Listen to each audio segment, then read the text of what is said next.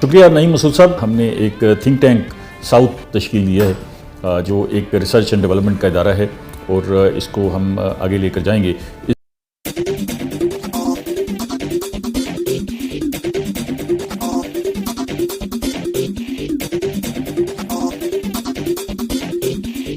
شکریہ نعیم مسعود صاحب. آپ کا سوال اپنی جگہ پر بڑا امپورٹنٹ ہے، لیکن میں آپ کو یہ ساتھ بتاتا چلوں کہ میں اس وقت ایک انتہائی اہم میٹنگ میں مصروف بھی ہوں ساتھ ساتھ، اور ہم نے ایک تھنک ٹینک ساؤتھ تشکیل دیا ہے جو ایک ریسرچ اینڈ ڈیولپمنٹ کا ادارہ ہے اور اس کو ہم آگے لے کر جائیں گے. اس ادارے میں سابق اسپیکر قومی اسمبلی سید فخر امام صاحب، جنرل نعیم لودھی صاحب، اس کے ساتھ سابق گورنر بلیغ الرحمان صاحب، سابق گورنر رفیق رجوانہ صاحب، سابق چیف جسٹس قاسم خان صاحب، سابق وفاقی وزراء حامد سعید کاظمی صاحب، ڈاکٹر اختر ملک صاحب، ممتاز خان مریض صاحب، علی قاسم گیلانی صاحب، یہ سارے صاحبان جو ہے وہ اس ادارے میں موجود ہیں اور آج اس کی پہلی میٹنگ ہو رہی ہے، اور انشاءاللہ آپ کو یہ ایک بڑے ادارے کے طور پر نظر آئے گا اور ہم جو ہے حقیقی بنیادوں پر ریسرچ پر اور پالیسی میکنگ پر آگے بڑھیں گے. اس کا جو تھیم ہے وہ آئیڈیا، پالیسی اور امپیکٹ ہے، اور یہ سارا کچھ آپ کو جو ہے اس ادارے میں نظر آئے گا. انشاءاللہ آپ بھی فیوچرز کی میٹنگ میں شریک ہوں گے. جہاں تک آپ کا سوال ہے کہ پاکستان کی جو مختلف حکومتیں رہیں، جو رجیم رہے، ان کا پاکستان کی سیاست اور عسکری معاملات میں کیا کردار رہا، تو پاکستان کا جو منظرنامہ ہے، اگر آپ پاکستان کی تاریخ کو دیکھیں تو بڑی ڈیفرنٹ ہے. ہمیں جب آزادی ملی تو ابتدا سے ہی ہم مشکل صورتحال کا شکار ہو گئے. بھارت نے کھلے دل سے پاکستان کی جو ایمرجنسی تھی اس کو تسلیم نہیں کیا اور پاکستان کے لیے بہت ساری مشکلات پیدا کیں. ایسی مشکلات تھیں جس کی کوشش، جس کا ذریعہ، جس کا منبع یہ تھا کہ ایسے حالات جو ہے وہ بن جائیں جن سے پاکستان مجبور ہو کے دوبارہ بھارت کے ساتھ اتحاد کی کوشش کرے. تو ہم ایک سروائیول کی جنگ لڑ رہے تھے ابتدائی دنوں میں، لیکن ہم نے وہ کمال، ہماری جو سیاسی قیادت ہے، انہوں نے بڑی محنت کے ساتھ اس ساری صورتحال سے وہ نبرد آزما ہوئے اور پاکستان کو اپنے پیروں پر کھڑا کرنے میں بڑا کردار ادا کیا، اور ایک ایسی دہائی بھی آئی جس میں ہم دنیا میں ایک بڑی تیزی سے ترقی کرنے والا ملک تھے، اور پاکستان کی قیادت جو ہے وہ پاکستان کو اٹھا کے اوپر لے گئی. لیکن بھارت کی جو صورتحال تھی اس نے ہمیں مسلسل جو ہے مشکلات کا شکار کیے رکھا. 65 کی جنگ نے ہمیں، ظاہر ہے ہم نے یہ جنگ جیتی، لیکن ہمیں معاشی طور پہ کافی جھٹکا لگا. پھر ابھی یہ جنگ ختم ہوئی تھی، تھوڑا عرصہ ہوا تھا کہ 71 کی جنگ ہم پر مسلط کر دی گئی، اور ایسے حالات میں مسلط کی گئی جس میں انہوں نے ایک بائی ڈیزائن بنگلہ دیش بنانے کی جو مہم تھی اس کو لیڈ کیا. مشرقی پاکستان کے اندر جو ہے وہاں نفرت پھیلائی گئی، وہاں پر انسرجنسی پھیلائی گئی، وہاں کے لوگوں کو جو ہے وہ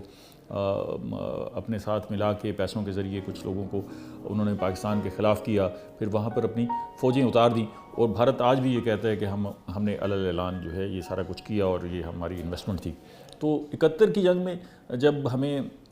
مشرقی پاکستان سے محروم ہونا پڑا تو پھر ہماری جو پولیٹیکل ڈائمنشنز تھی وہ بالکل بدل گئی. ہم یہ سمجھ رہے تھے کہ ہم اپنی بقا کی جنگ لڑ رہے ہیں اور اپنے آپ کو آہستہ آہستہ مضبوط کر رہے ہیں، لیکن اس جنگ نے ہمیں یہ سوچنے پر مجبور کر دیا کہ اگر ہم نے بھارت کی دستبرد سے مستقل نجات حاصل کرنی ہے تو ہمیں خود کو نیوکلیر پاور میں بدلنا ہوگا. اور یہی وجہ تھی کہ ہماری سیاسی قیادت، جب اس وقت ذوالفقار علی بھٹو مرحوم نے یہ اعلان کیا کہ ہم گھاس کھا لیں گے لیکن ایٹم بم بنائیں گے، اور اس پر پھر باقاعدہ ایک پالیسی کے تحت سویلین اور جو ملٹری لیڈرشپ تھی ان کا ایک ان اناؤنسڈ ایک جوائنٹ وینچر تھا، اور وہ جو مسلسل چلتا ہوا ہمیں نظر آتا ہے کہ وہاں سے اس کام کا آغاز ہو گیا. اور پھر بعد کے جو سال تھے اس میں ہماری سیاسی قیادت تھی یا عسکری قیادت تھی، انہوں نے اسی ڈائریکشن میں پاکستان کے دفاع کو مضبوط کیا. ہم نے یہ دیکھا کہ 71 کے بعد جو نیوکلیر پروگرام تھا اس میں ہم تیزی لائے، اور پھر جو جنرل ضیاء الحق کا دور ہے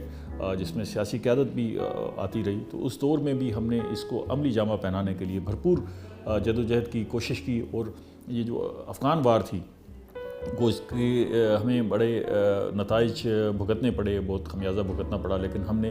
اس افغان وار کے اندر جو ہے اپنے نیوکلیئر پروگرام کو کنکلوڈ کیا، اور اس میں سیاسی اور ملٹری لیڈرشپ جو ہے وہ ایک دوسرے کے ساتھ کھڑی ہوئی تھی۔ تو یہ ایک بڑی کامیابی تھی کہ ہم نے اپنے دفاع کو اس انداز سے مضبوط کر لیا۔ پھر اس کے بعد کا جو عرصہ ہے، یہ عرصہ جنرل ضیاء الحق کا عرصہ، اور اس کے بعد کا جو پولیٹیکل ادوار مسلسل آئے ہیں، اور پھر جنرل مشرف کا بھی جو عرصہ ہے، اس سارے کو اگر ہم ملا کے دیکھیں، میاں نواز شریف اور پھر پیپلز پارٹی کے جو ادوار ہیں، مسلم لیگ نون اور پیپلز پارٹی کے ادوار، اور پرویز مشرف کے عرصے کو، اس سارے عرصے کو اگر ہم دیکھیں تو ہمیں اپنی قیادت سے بہت سارے گلے شکوے ہو سکتے ہیں، لیکن جو ٹورڈز پاکستان دونوں پولیٹیکل اور ملٹری لیڈرشپ کی لائلٹی تھی، اس پر کوئی کوسچن مارک نہیں ہے۔ یہی وجہ ہے کہ آج آپ دیکھیں کہ ایران میں صرف نیوکلیئر کے ایشو پر کتنا ایک جھگڑا ہے اور صفحہ ہستی سے مٹانے کی باتیں ہو رہی ہیں۔ تو آپ یہ دیکھیں کہ ہماری اس قیادت کا یہ کارنامہ ہے کہ ہم خاموشی سے ایک نیوکلیئر پاور بن گئے، اور دنیا نے ہمیں جو ہے خاموشی سے تسلیم بھی کر لیا۔ تو یہ جو وار تھی جو افغانستان کی، اسے بھی ہم نے لڑا، اور اس وار کو ہم نے ایک ٹیکنیک کے طور پہ لڑا کہ اس عرصے میں ہم نے اپنے آپ کو خود مضبوط کیا۔ پھر ایک دور ہے مسلسل جس میں ہم نے دفاعی طور پہ اپنے آپ کو مضبوط کیا ہے۔ یہ نیوکلیئر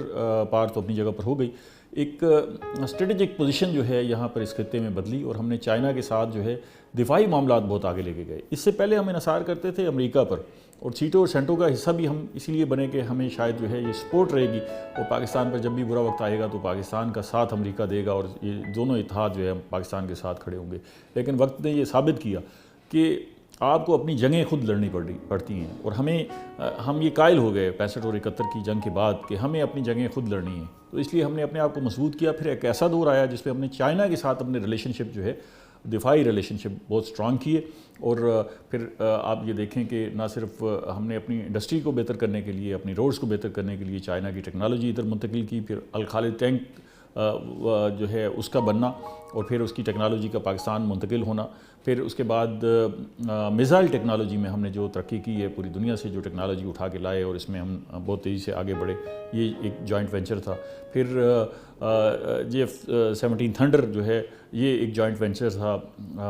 اس کو ہم نے بڑی کامیابی سے کیا، اور ہم نے جو ہے اپنے اندر جو ہے پاکستان کے اندر ایئر کرافٹ ٹیکنالوجی کو جو ہے وہ منتقل کیا، اور آج ہم JF-17 نہ صرف بنا رہے ہیں بلکہ تھنڈر کو جو ہے ایکسپورٹ بھی کرنے کی پوزیشن میں ہیں۔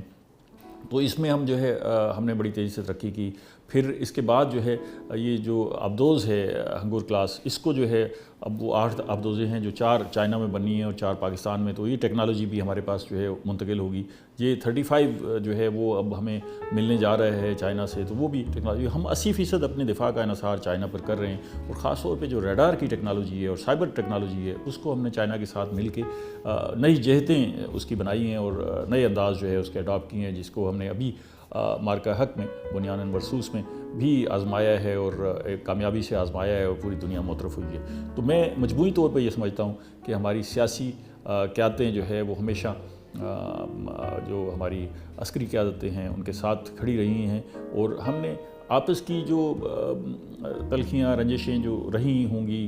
اگر کہیں پیدا ہوئیں تو وقتاً فوقتاً پیدا ہوتی رہی، تو وہ ختم بھی ہوتی رہی، لیکن ہم نے جو ایک منزل کا تعین کیا تھا اس کی طرف مسلسل چلتے رہے، اور آج اس کا نتیجہ ہے کہ ہم جو ہے ایک بڑی قوت کے طور پر دنیا میں پہچانے جا رہے ہیں اور موجود ہیں۔ آپ دیکھیں کہ اگر ہم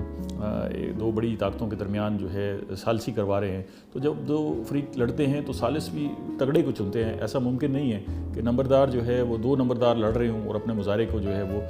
ثالث بنا لیں۔ تو آپ جب ثالث ہوتے ہیں تو آپ کی اہمیت کو تسلیم کیا جاتا ہے، تو دنیا میں تسلیم کر رہی ہے۔ اب ہماری جو منزل ہے وہ معاشی ترقی کی منزل ہے، اور ہم نے اس کی طرف جانا ہے، اور انشاءاللہ اگر آپ معاشی طور پر بھی مضبوط ہوتے ہیں تو پاکستان ایک بڑے اور طاقتور ملک کے طور پر دنیا پر ابھر آئے گا۔